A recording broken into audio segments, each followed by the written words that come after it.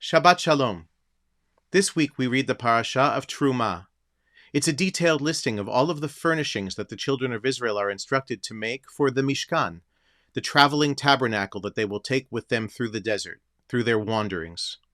Well, I think we all feel as though we've been wandering too, albeit in a white desert, not a sandy brown. The weather has been rough. The times have been turbulent. Our morale has been tested. But hopefully we find ourselves at this last Shabbat that we are not able to gather together in our own Mishkan, our main sanctuary at Shaar Hashomayim. Because next week, with God's help and with health permits providing, we will be able to gather again and to worship together.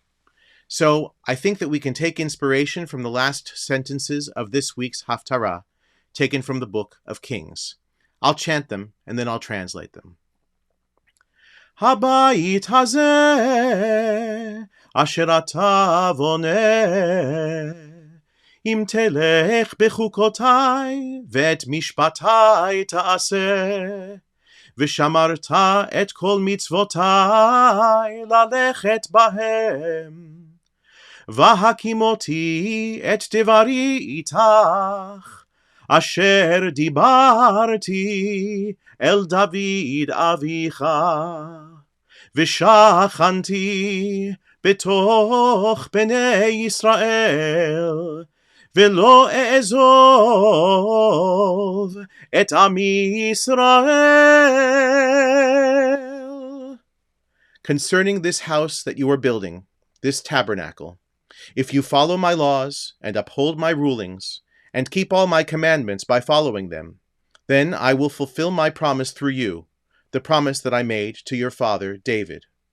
I will dwell in the midst of the Israelites, and I will never abandon my people Israel. So may it always be. We look forward to seeing you next Shabbat in our Mishkan. Shabbat Shalom. Shabbat Shalom. My name is Eric Garfinkel, and I am a third-year student at Yeshivat Chovevei Torah Rabbinical School. I want to thank Rabbi Shaar for the opportunity to share some thoughts on this week's Parsha. Just over 6 years ago, I had graduated from college.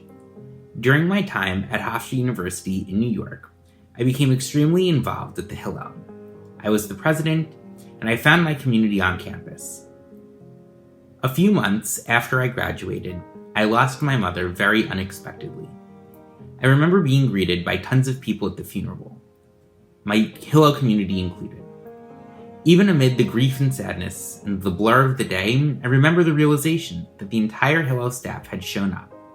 They had closed the Hillel office to be there. It was such a powerful reminder that I was supported and loved and cared about. Why do I tell you this story? Because it shows exactly how important community building is in starting and maintaining a community. And we see that in this week's Parsha, Terumah. God commands the people to bring gifts, however caveats it, with only from those who give from their heart. Daber el bnei Yisrael vayikchu li, Terumah me'et kol ish asher yidvenu libo, tikchu et terumati. Tell bnei Yisrael to bring me gifts. You shall accept gifts for me from every person whose heart so moves them.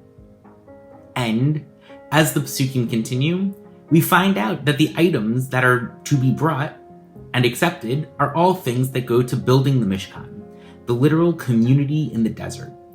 The people need to be bought in on the community, or else it will not survive.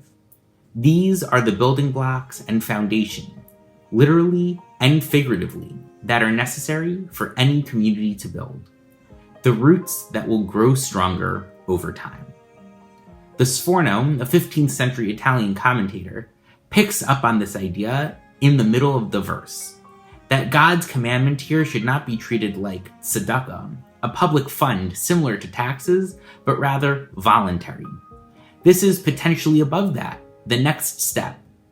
It requires us to ensure that we are giving so that the things we treasure most, including our communities, are there for the future.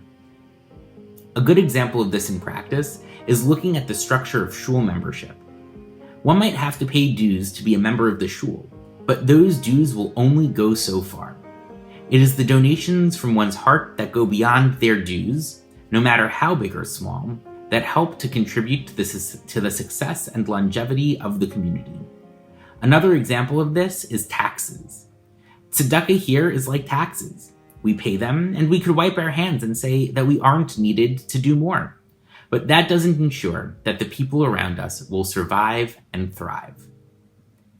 I am reminded of a story of Golda Meir. In her youth, after emigrating with her family to the United States, Golda's mother ran a grocery store in Milwaukee. Golda showed her leadership skills early on, tending the store by the age of 8. Sometime after this, in 1908, Golda created and appointed herself as the president of the American Young Sisters Society and organized a fundraiser to raise money to buy children's textbooks for classmates less fortunate than herself. Golda Meir, while in 4th grade, recognized the importance of ensuring that everyone is necessary in maintaining a strong and lively community. It is on everyone to go above and beyond their most basic requirement to ensure that their community will survive. And now, over 100 years later, that very school where Golda went is named in her honor, showing that her work did pay off and that community is still around. Rambam talks about 8 levels of charity. We often focus so much on the top levels that we forget what else Rambam talks about. I want to focus on the 5th level, just briefly, the donor who gives without being solicited. The 5th level is kind of what we see in Parshas Terumah, one who gives of their heart. That is what we see. Bnei Yisrael is supposed to give of themselves beyond what they have already done. Money is a great tool, but not the only tool. People can dedicate of themselves their time and energy to do programs or ensure that others in the community are not falling by the wayside. Often, though, it is much more successful to give money to support the work that is already being done. Communities are only built when everyone in them are bought into the community's success. When I got to Hofstra as a freshman, my mother, Zichrona Livracha, encouraged and pushed me to go to Hillel.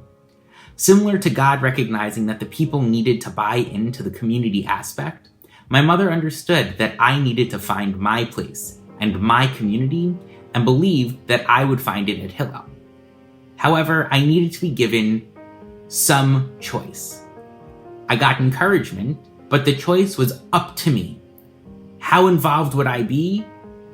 I didn't know, but I needed to buy in. And when I did, I found just how important it is to build and maintain a community.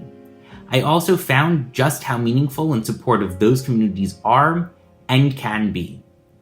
I believe that we can all build community together, buy into the messages, causes, and organizations that speak to our values and that we rely on, and continue to fulfill the Torah's advice of Nadav Livenu, giving from our hearts. Shabbat Shalom.